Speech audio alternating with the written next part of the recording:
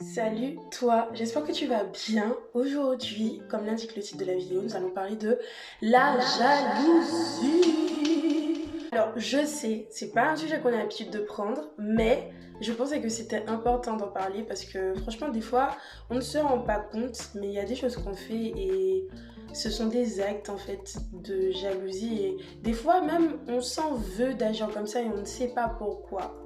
Donc, let's go! Pourquoi est-ce que j'ai décidé de parler de ce sujet? C'était suite à la lecture en fait du livre de Joyce Meyer sur le champ de bataille des pensées. Je sais, je fais beaucoup de références à ce livre-là, mais je vous avoue, je sais qu'il a impacté ma vie, en plus de la Bible. Hein. Et du coup, je me dis, en fait, je veux pas garder ça pour moi, mais je veux vraiment le partager. Donc, en gros, en fait, la jalousie, bon, c'est quelque chose de pas bien, ok? Je vais pas venir vous dire le contraire, c'est quelque chose de pas bien. Mais il faut aussi comprendre le pourquoi est-ce que ce sentiment-là vient. Pourquoi est-ce que des fois t'es propice à avoir des pensées de jalousie, etc. Donc la chose est très simple, ok? Je pense pas que cette vidéo-là va être longue, mais c'est très très simple. C'est-à-dire que il y a jalousie là où il y a manque de connaissance de soi. Si tu ne sais pas qui tu es, si tu ne sais pas ce que Dieu dit de toi, il y aura en fait cet attrait beaucoup plus simple à regarder à l'autre et à vouloir être comme l'autre, alors qu'en fait, Dieu nous a créé tout un chacun unique et il veut en fait que l'on soit comme il veut que l'on soit et pas comme les autres veulent que vous soyez ou pas comme ce que tu veux être mais en copiant les autres, etc. Et je peux prendre l'exemple de Caïn et Abel, et c'était vraiment un acte de jalousie parce qu'il s'est dit, en fait, Abel a eu la bonne part, Dieu a grillé, etc. Mais pourquoi moi, Dieu ne m'a pas grillé? Donc par jalousie, en fait, il allait tuer son frère parce qu'il n'était pas conscient que lui, en fait, son cœur, en fait, n'était pas disposé à donner à Dieu en fait. Ce qu'il avait donné, c'était pas les meilleures choses, alors que Abel, lui, il avait fait. Et s'il avait regardé à lui, s'il a regardé en lui pour se dire, le sacrifice d'Abel a été accepté et le mien non, pourquoi, tu vois? Et s'il aurait compris que c'était l'état de son cœur, ben il n'y aurait pas eu cet acte de jalousie qui aurait mené du coup à la mort, le meurtre.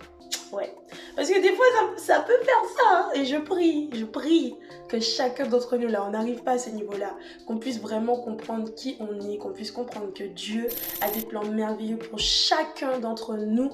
Et en fait, il y a aussi quelque chose que je voudrais clarifier, c'est que chacun a sa place aussi. Si tu vois quelqu'un qui est à la tête de quelque chose et que toi, tu es à une autre place, en fait, Dieu a fait de nous un corps. C'est-à-dire que le membre là où tu es n'a peut-être pas d'importance, parce que je précise que si par exemple il te manque un bras, c'est quand même important hein, d'avoir un bras. S'il te manque un nez, c'est quand même important d'avoir un nez. Donc tu peux supposer que ta position n'est pas importante alors que quand Dieu t'a créé, il savait ce qu'il faisait, il connaissait ce pourquoi il t'avait placé à la place où tu es actuellement. Donc vraiment, je veux t'encourager à chercher et à demander à Dieu, Seigneur, que veux-tu que je fasse?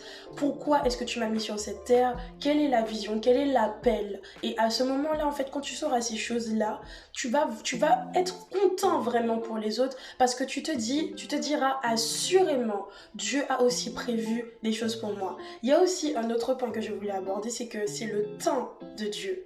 Le temps de Dieu n'est pas ton temps. Il y a certaines personnes qui sont élevées maintenant et qui ont le même appel que toi, à peu près, et que toi tu te dis mais regarde où est-ce que je suis, pourquoi lui il est déjà là alors que moi je suis là, etc.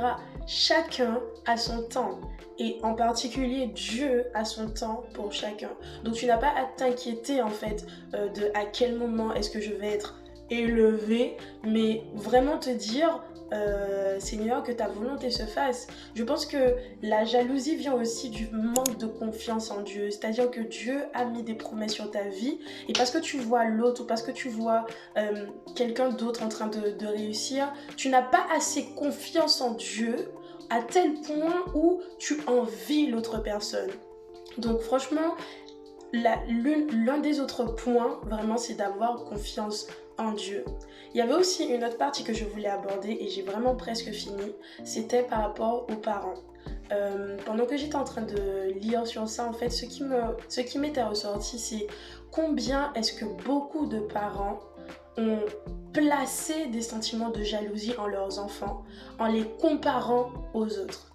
C'est quelque chose que je pense que on peut encore améliorer, qu'on peut encore sauver parce que dès le plus jeune âge, en fait, ce sont des graines qu'on sème. En fait, quand je dis qu'on, je ne suis pas encore parent, mais c'est quelque chose que je comprends et que je me dis, quand je serai parent, je veux pas être comme ça. Donc, si tu es parent et que tu regardes ça, n'hésite pas vraiment à appliquer ces choses où tu encourages ton enfant et tu t'efforces parce que je sais que ça peut être vraiment difficile de ne pas...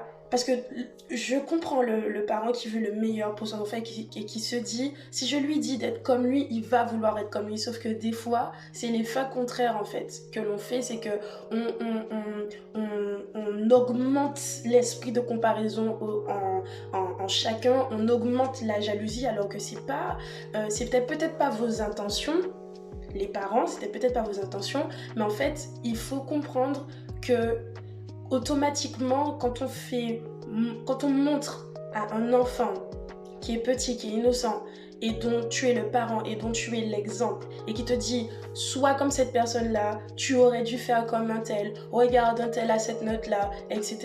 Ben en fait, au fur et à mesure, l'enfant va se dire je suis pas assez bien pour mes parents ou je suis pas assez bien pour la société. Et en fait, il y aura ce sentiment de jalousie-là qui, des fois, peuvent mener à des actes qui sont pas du tout bons, comme à Caïn. Après, c'est pas Adam et Ève qui lui a dit regarde Abel, il a fait un sacrifice, mais en fait, Caïn, sa finalité, c'était qu'il a tué Abel, en fait. Donc, s'il vous plaît, ne créons pas des meurtriers. Je sais, les mots sont durs, mais même, en fait, peut-être pas des meurtriers physiques, mais des fois, même la jalousie te fait détester à un tel point quelqu'un où tu le tues spirituellement, en fait. Et c'est pas bon. Donc, les parents, j'allais dire les enfants, les parents, franchement... Efforcez-vous d'encourager vos enfants et à faire ressortir le meilleur toujours en eux et ne pas toujours comparer à d'autres personnes parce que en fait ce que tu sèmes quand l'enfant est petit, il va le reproduire quand il sera grand, c'est-à-dire qu'il va le reproduire avec ses enfants, mais aussi il va le reproduire avec ses collègues de travail, avec ses amis, avec même son mari ou sa femme. C'est quelque chose qui sont semés. Donc, il faut prendre conscience que les choses que vous dites à vos enfants sont des semences pour quand ils grandissent et c'est ce qu'ils récolteront en fait. Et c'est ce qu'ils feront vivre aux autres aussi. Donc, si je peux t'encourager, parents, c'est vraiment à bien choisir tes mots et ne pas semer la jalousie aux enfants. Voilà, j'ai fait à peu près 9 minutes. Je suis déjà très contente. J'espère que ce court encouragement t'a fait du bien. Si c'est le cas, n'hésite pas à le partager comme d'habitude. Vraiment, j'insiste parce que je sais que tu regardes la vidéo, que tu regardes jusqu'à la fin et que, en fait, tout ce que tu as à faire, c'est de prendre ton doigt et appuyer sur partager et envoyer là où tu veux. Donc, n'hésite pas à le faire. Et laisse un commentaire par rapport à ce sujet-là. N'hésite pas aussi à me dire ce que tu en penses. Après, je vous avoue que j'ai vraiment survolé le truc, mais j'ai voulu dire que j'avais à cœur par rapport à ce sentiment, ce sentiment de jalousie qui n'est pas bon et qui ne sert à rien en fait. Il ne devrait servir à rien dans le monde. Je te souhaite une bonne journée, après-midi, soirée et bye!